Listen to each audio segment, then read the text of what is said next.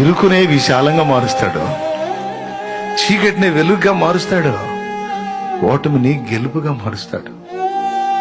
కొంచెం ఆగు. చూడు ఎంతమంది ఉన్నారండి ఇట్లా.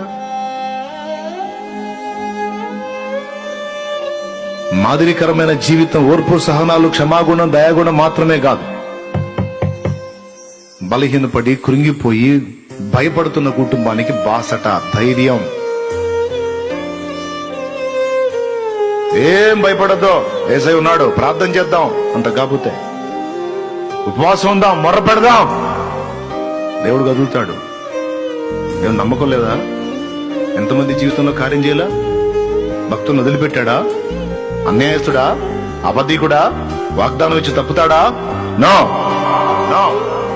ఖచ్చితంగా సహాయం చేస్తాడా.